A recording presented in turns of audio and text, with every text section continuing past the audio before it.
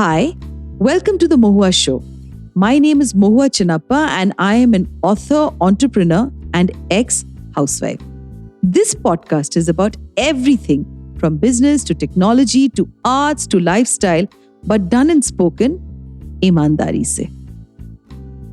Hi, in today's episode, we have Rishi Chhapolia. Rishi is originally from Bangalore. Rishi is a filmmaker based in New York City, and in his films, he aims to depict complex relationships and metaphysical themes. Okay, that's a really big term. He's a novice writer, director, and he's worked on 30 plus short films, commercials, and music videos. He's currently an undergraduate at Columbia University studying philosophy. Yes, you heard me right. In today's time and age, we have this young guy who's studying philosophy. Welcome, Rishi, in today's episode. Hi, Mohammed. Thank you for that lovely introduction. I think there are so many film goers who will keep hearing the word meta, and metaverse, but I don't know, how much of it is really understood by everybody. So tell us the most meta film that you've seen, one that was mind-blowing meta and also really a pretentious meta film. And how tricky is the genre? Because this is all at a it's a realm that people don't completely understand. Of course, there's KGF that's happened in India. And, so now it's like move over 3D, 4D, and even 5D. We have metaverse, the alternate digital reality. So tell me, which is the most pseudo meta film you've seen? Yeah, that's a fun question.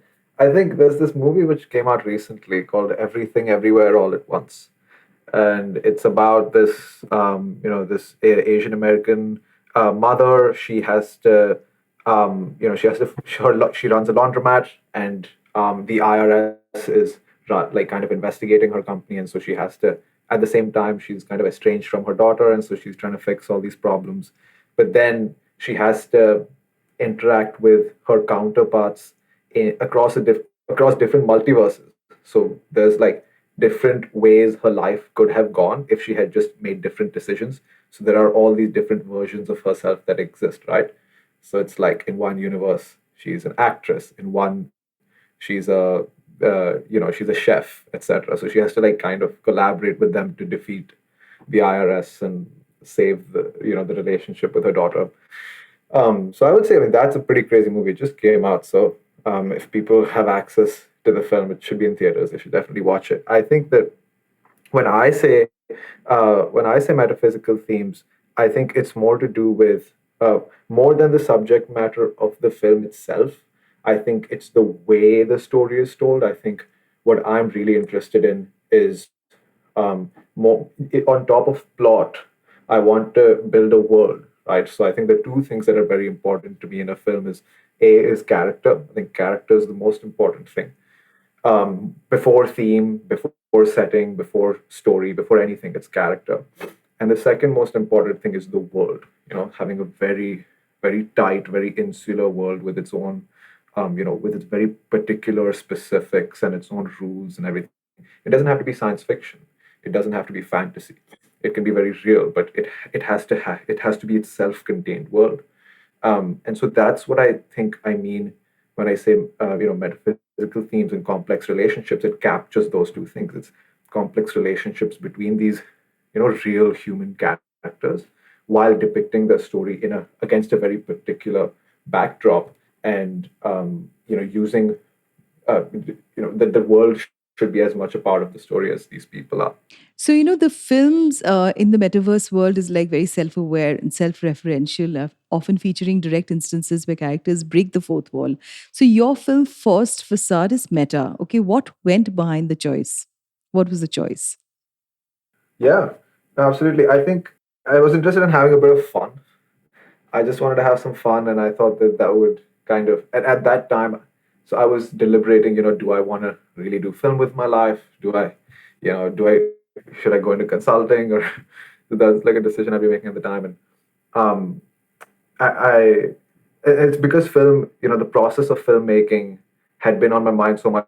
I'm like, okay, what if we tried making a movie about a movie?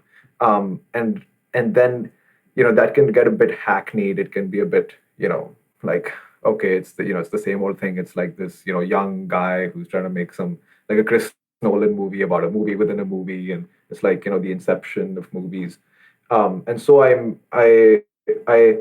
I imbued it with the theme of this play, Dr. Faustus, that I'd fallen in love with when I read in high school.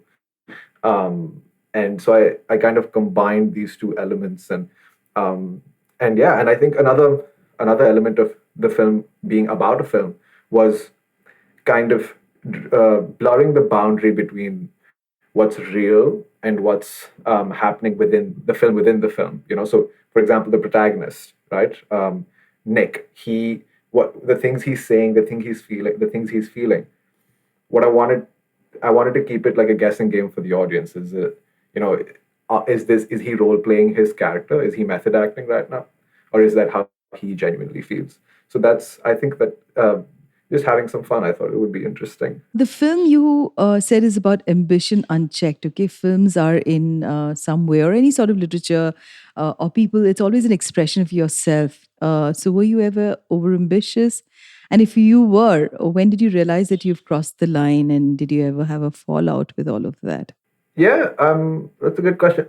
I mean, I think I've been extremely ambitious for for most of my life, especially since high school, and because I was I went to TISB in Bangalore where and I was kind of one of the only people who was interested in doing something creative, and I was studying theater and English, and especially as a guy, I think those things were a bit unorthodox. And then even after coming to college, I was very kind of I was very stubborn about it. I'm like, you know what? No, I don't want to do econ. I don't want to do CS. I want to make films, and I'm into literature and theater and film, cinema, and that's kind of what I want to do with my life. So even at college, a lot of people around me would. I think I still felt as if I was off the beaten path because I didn't choose to go to film school. Um, so I studied philosophy and I was very engaged with the creative um, kind of community and the performing arts communities here. And so in I think my the way I've experienced ambition is trying to always be different, and kind of sometimes that's gotten into my head of, well, okay, like maybe I'm special, like maybe because I want to do something different, I am different, I am a genius, I am special, and of course that's not true. And so I think it's when I've had it would be hard to kind of pinpoint specific incidents, but there have been times where that I've kind of been consumed by that, and that's kind of tinted a lot of my actions and perspectives. And I think, well, when I was writing this film, I was in the throes of one of these phases where I was kind of just like, I was very frustrated. I was like, I'm so ambitious, I'm so hardworking, I'm so intelligent. Like, why am I not able to get the success that I want? I'd, been struggling with some things at the time. And so that's the idea and the story for this film was kind of born out of that place of dejection and that frustration. And so I wanted to depict this character who is, who thinks he's special, who's very ambitious, and who thinks he deserves better than others. But when you see him as an audience member, you just realize that he's not a bad person. He's a nice person. He is hardworking and talented, but sometimes he just has to learn to accept things and be a part of the process rather than the best. And that's how I felt about myself as well. It's really interesting, Rishi, when you say this, because you, of course, got the influence of TISB. And so, are you telling me that it was an environment where, the creative arts was not something that you felt that you stuck out like a sore thumb, with people who are all trying to go into the Ivy League colleges, and would that also be in a certain way? Did you feel dejected with maybe friends probably not understanding what you're trying to say and what you see of yourself as a person? Yeah, I mean, I wouldn't say that. I think, to be fair, TSB is a fantastic, especially for a school in India, it has a fantastic creative arts program. It has fantastic theater department, music department. Couldn't have, I really enjoyed my time there. I think, and I think, and I think what I, and when I did take initiative, people always supported me, which I was very grateful for. I think it was easy to inspire people and motivate them to work with me. I think sometimes I just felt maybe slightly frustrated that there isn't more of an existing environment for me to be part of, because in high school I had to take the initiative for a lot of things, right? So I introduced the ISB's first slam poetry competition. I introduced the ISB's first film festival. Um, Things like that. But that being said, there was already like school productions and theater festivals during school fests and everything. So it was a great place. I think another place you mentioned this phrase, it stuck out like a sore thumb. I would say the only place where I felt that was not within the school community itself, but in terms of pursuing things professionally, because I think the perspective in that in this Indian high school was that it's an academically rigorous high school, and the most academic subjects or academic the only subjects that have academic merit are things that make money. So that's economics, business, computers, like science, math, etc. And even Indian culture, at least for the last 100, 200 years, we've had this emphasis after the British instituted their kind of the Anglicist system of education. We've had this emphasis on science and math and technology, and which is why the best universities in India are IITs, and of course there's like Delhi University and JNU and everything, but I think that always is seen as secondary to the IITs because of their emphasis on the humanities. Anyway, coming back to TISB, so that's what I felt like. I felt kind of scared sometimes, where I'm like, you know, nobody around me, like everyone around me wants to do kind of pursue lucrative careers, and I felt kind of I was taking a risk. I felt that I was doing that, and so I sometimes I wish I had more support from my community, but I'm glad that I didn't sometimes, because ultimately I'm glad that I didn't, because it forced me to really believe in myself, and that's ultimately what keeps you going. It's such a wonderful line, actually, Rishi, to start believing in yourself, and you're so young. So, you know what? I just want to talk about a recent New York Times article that describes the movie business as disoriented. You know, it says that run towards streaming. No, wait, we have to keep theaters alive. Run the other way. In all of this, what happens to filmmakers who make shorts? Isn't that already a tough spot to be in? Because, me, with my own experience of having recently written my own book, my debut book is a stories, and those are all very very hard to sell than a novel or narrative nonfiction. So what would you say about this? Yeah, that's a great question. I would say it's been, I think overall it's been good in terms of accessibility, because there are just so many more platforms you can release your content on for free and reach millions of eyeballs. Like earlier, before YouTube and Vimeo and TikTok were a thing, you'd make a short film, and then the pretty much the only way people would see it were two outlets. Like A was a theater showed it, or B is it got accepted to a festival, and then again a theater showed it in the festival. And now you don't need to do any of that. It's just so much cheaper, right? You can just for free you upload it anywhere. TikTok, YouTube, Vimeo, Instagram, Facebook, so many different platforms, and you can reach so many eyeballs through that. And even festivals, a lot of what they're doing nowadays is just streaming these films on demand on Vimeo, instead of having a physical event and like showing films in theaters, which is more expensive. So in a way, it's good, because it's easier to upload your film. It's easier for people to find it, to watch it, because sometimes like the algorithm will just pick up like random key phrases or keywords from your film, and suddenly something will go viral, right? Like that viral phenomenon couldn't exist without streaming and without the internet. So that's helpful, but also, of course, it takes away the kind of a sort like a level of control and a level of authenticity, because now it's like even if you go like it isn't as long lasting, right? Like in the age of the internet, like the phrase is anyone can be famous, but that fame lasts like only a second, right? Because it's just like it's a constant churn of new content, and there isn't there isn't as much merit attached to just one single piece of content. So yeah, I think the struggle right now, that I think there's something I've been thinking a lot about, is how do you kind of balance two things. A is reaching as many people as you can and having as many people watch your film, while at the same time B, remaining true to your voice and not being afraid to do something strange and something authentic and something original and something different, which and these two things I do think are on opposing ends, because what sells and what gets a lot of eyeballs is something that is comfortable to watch, something that is fun and easy. And sometimes when you're trying to be original, it's a bit unconventional and unorthodox. So it's trying to find the balance between the two is always difficult, but yeah, you've got to keep up with the times. So tell me about film festivals. Have you attended any in New York since things have opened up? Yeah, so I've been attending a film festival the last few days actually. It's my film isn't in this one, but it's the Columbia University Film Festival.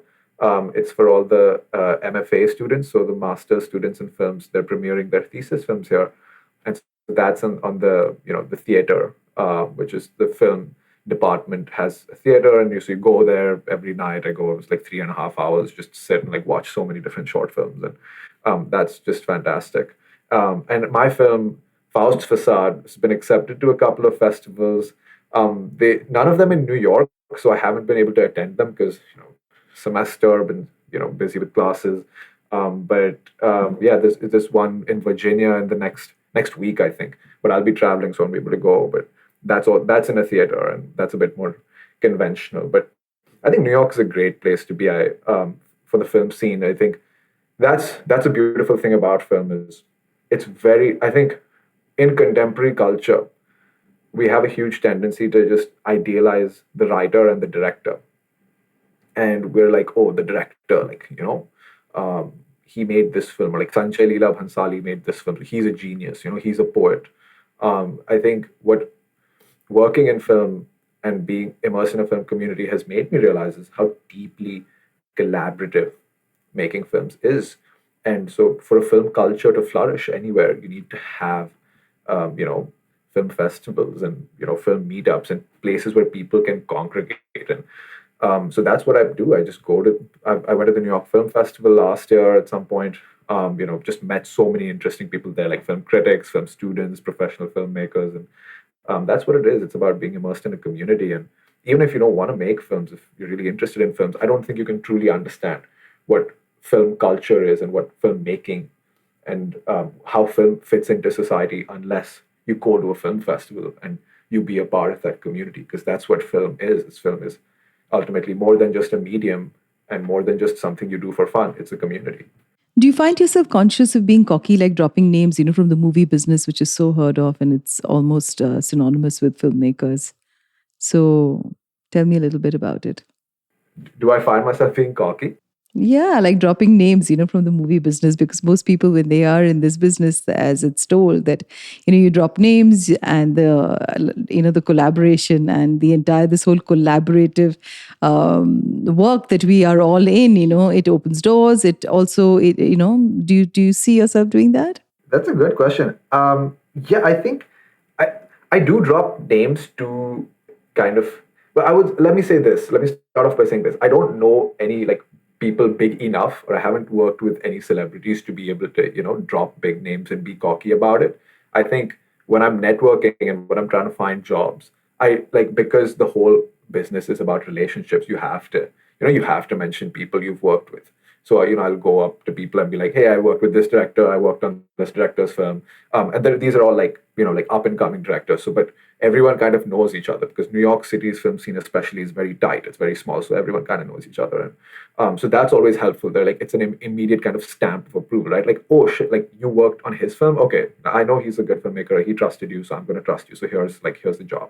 I anticipate, if things go well, as I move up in the film world and as I get to meet and work with more talented people and celebrity type people, I'll ultimately kind of end up dropping those names. Maybe I'll get cocky. Who knows? I hope not. I'll work very hard to ensure that I'm not. But right now, I don't find myself being cocky particularly because there's nothing to be cocky about. But it is true. I think you've touched on an important point. Is the business is all about relationships, and so you kind of have to do that a little bit. You have to be very social and just maintain a good relationship with people all around you, even people who are working under you, who are working above you, because things move very fast. Someone who was your assistant on one film, next on the next film, you might be their assistant, especially when you're coming up and coming. So It's you have to be very socially malleable and astute. This is fantastic, because for people who are listening to us and who are going to go on to, studying films and taking up films, which is so much of self-investment, self-reflection, a lot of courage, because, it is in India, it is it's an unorganized sector. And, to make yourself successful, to stand out, it's very, very difficult. So thank you so much for saying this with so much candor. Now, I have to ask you one question. Studying philosophy is quite a choice given the times that we are in, of uncertainty.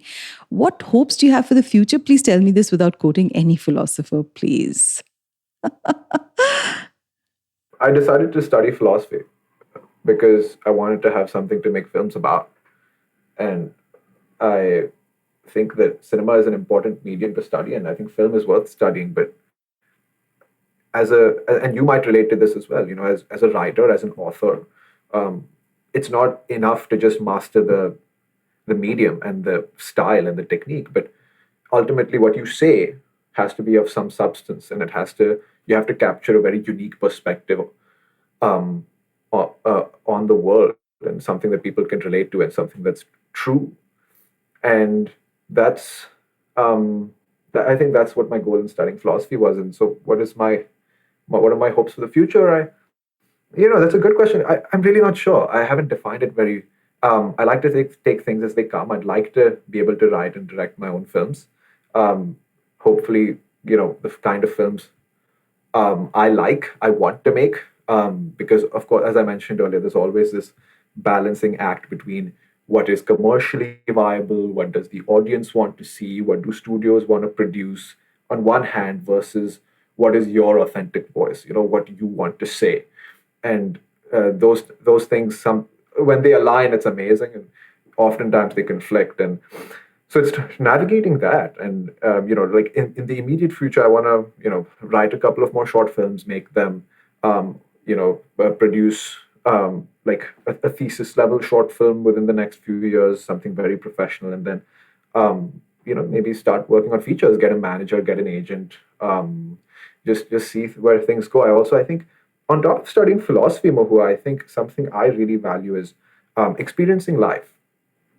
I think that's absolutely essential as any kind of, well, I think everyone should, but especially if you're a creator, if you're an artist, I think what you say about the world has to necessarily be informed by your experience of the world. So that's what I'm also constantly trying to do, is constantly trying to push myself out of my comfort zone and do things I never would have done otherwise. So that, kind of, one thing I strongly believe is the more you open yourself up to the world, the more the world opens itself up to you.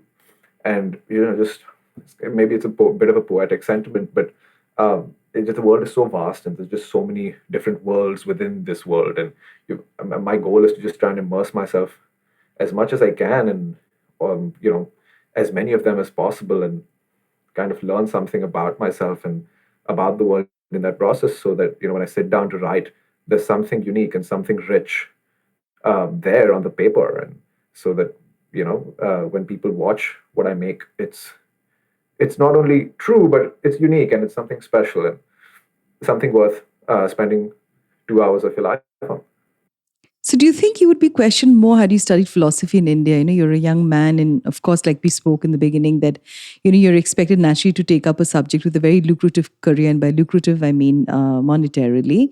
No, so is it easier to study philosophy in the West? I think so. Yes, I think so.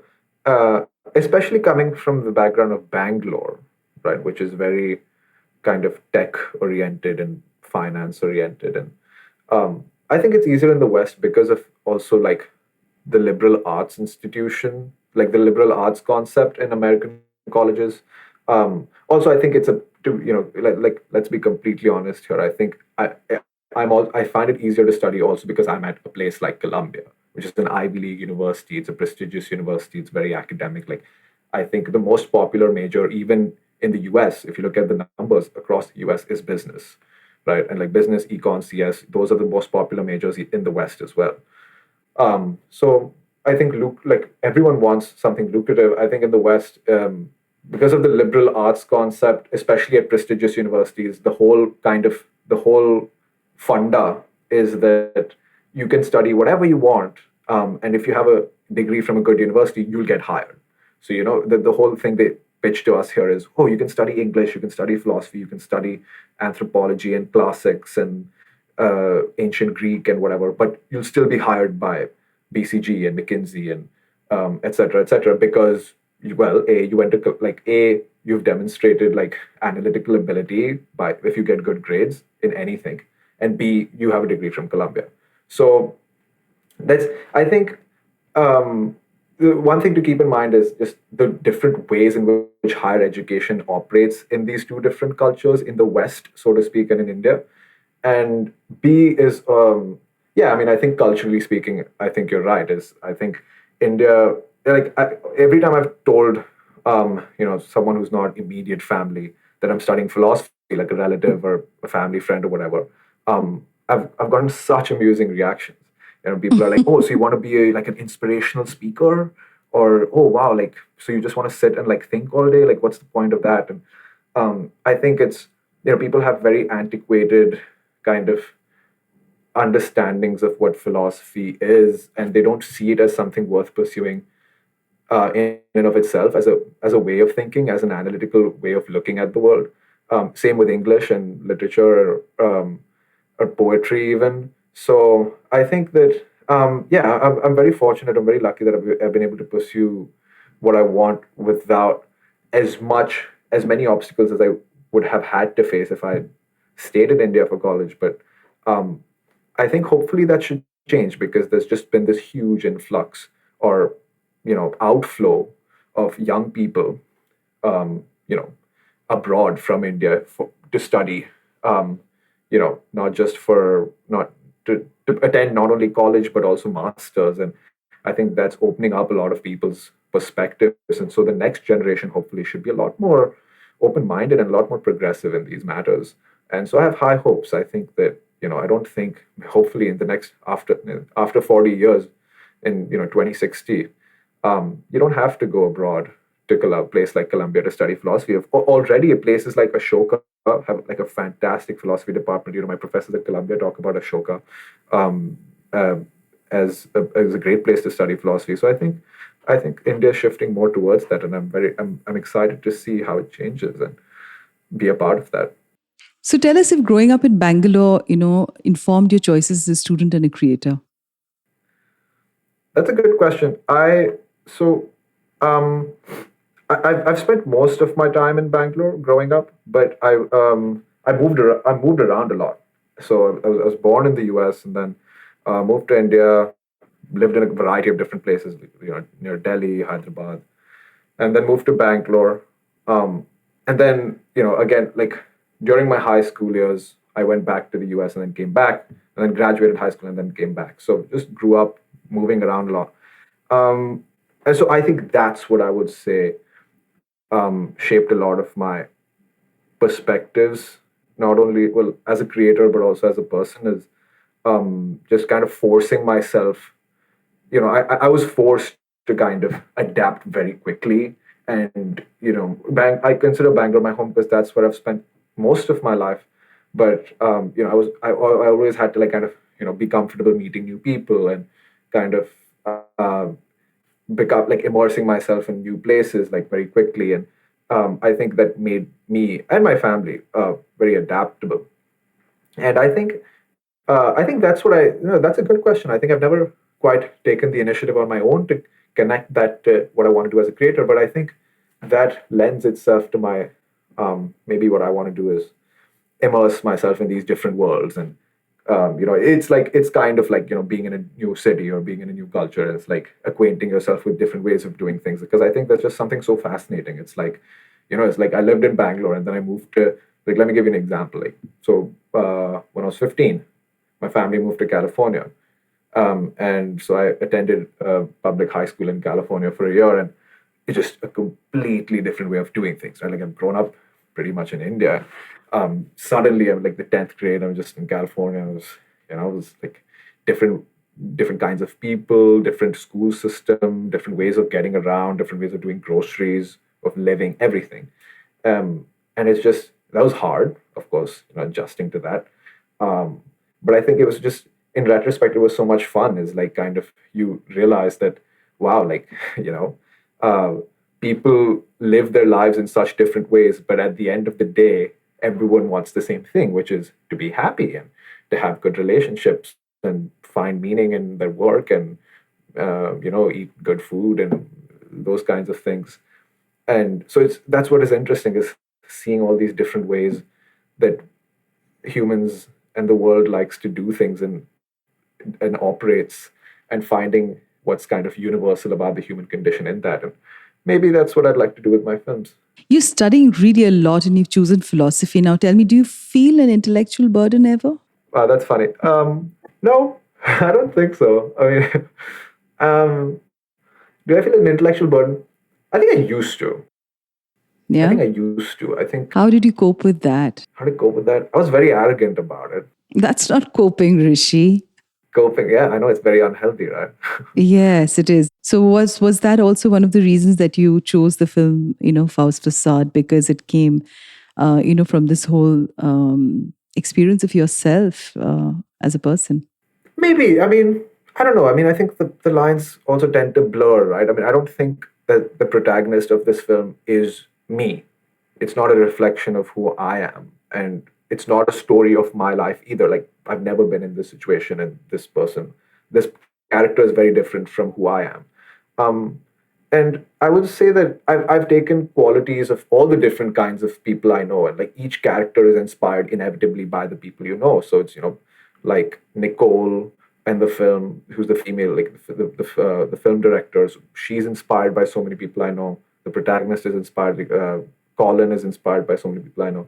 So I would say that the part of me that's in the film, if I had to say just one thing, would be maybe like kind of the theme of like unchecked ambition. But again, I don't think that that's particular to me. I think everyone's faced that. And so, yeah, I don't think I've ever felt the kind of intellectual burden that, Nick feels in the film, or, but I think ultimately, yeah, and I don't think this film is about me. I think this film was inspired by something I've felt, which I think everyone has felt, and that's what I wanted to. I wanted to share that. I wanted to partake in that experience collectively by having people watch the film. So thank you so much, Rishi, for being in today's episode. And before I end, there would be a lot of our listeners would want to know, when did this term metaverse originate? It originated in the 1992 science fiction novel Snow Crash as a portmanteau of meta and universe. Metaverse development is often linked to advancing virtual reality technology due to increasing demands for immersion. But of course, I mean, these are also very exaggerated. These are buzzwords to exaggerate development progress of various related technologies and projects, for public relations purposes. But yes, we are all learning that the world is changing and things are changing. And just before I end, I would very, very philosophically use one of Faust's quote that says, "Oh my, but art is long and our life is fleeting." Thank you so much, Rishi Chhapolia, for being on today's episode. And thank you, and wish you lots and lots of luck in your career. Thank you so much, Mohua. Thank you for having me, and thank you everyone for listening. To you, our dearest listeners, you can find us on your favorite streaming services, Spotify, Amazon Music, Apple Podcast, and of course on all other major streaming services.